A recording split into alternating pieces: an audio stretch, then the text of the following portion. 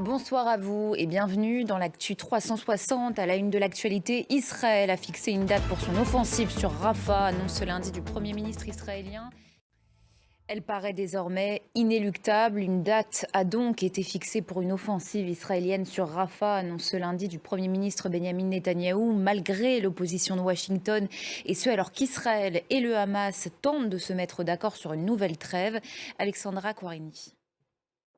Et ce lundi, les présidents français et égyptiens, mais aussi le roi de Jordanie, Abdallah II, mettent en garde Israël contre les conséquences d'une offensive à Rafah, dans le sud. L'armée israélienne qui muscle aussi sa présence dans le nord, à la frontière avec le Liban. Elle annonce avoir éliminé un commandant du Hezbollah la nuit dernière lors d'un raid mené dans le village d'Al-Sultania.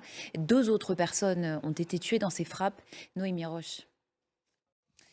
Je vous le disais en titre, le ministre français des Affaires étrangères a achevé à Abidjan ce lundi sa première tournée africaine. À cette occasion, il a donc accordé un entretien exclusif à France 24 et à RFI, au cours duquel il a expliqué les grands axes de la diplomatie française. Entretien à retrouver en intégralité sur notre site internet. Stéphane Séjourné qui s'est notamment exprimé sur l'avenir des relations entre la France et la Russie. On l'écoute. Et quel avenir maintenant pour les relations diplomatiques entre le Mexique et l'Équateur? Elles ont été rompues il y a quelques jours, en cause une descente de police dans l'ambassade mexicaine de Quito. Ce lundi, l'Équateur se dit disposé à rétablir ses relations avec le Mexique, à condition, je cite, que sa souveraineté soit respectée. Anna Pereira.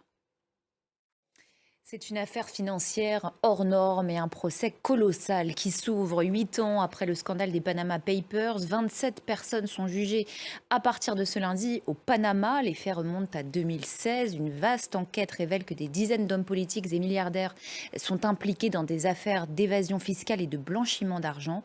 On remonte le temps avec Noémie Roche. On part en Russie maintenant, frappée par des inondations historiques dans les régions de l'Oural et en Sibérie occidentale, conséquence de fortes pluies associées à une hausse des températures. Au moins 10 000 habitations ont été inondées, notamment dans la ville d'Orsk, la plus touchée par le désastre. C'est ce que nous explique Cécile Galuccio. Cette image extrêmement rare à présent, celle du soleil qui rencontre la lune.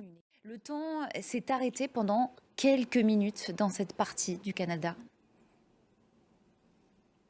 Ouais, il a fait presque entièrement nuit. François Riouet en direct de Montréal. Merci beaucoup à vous.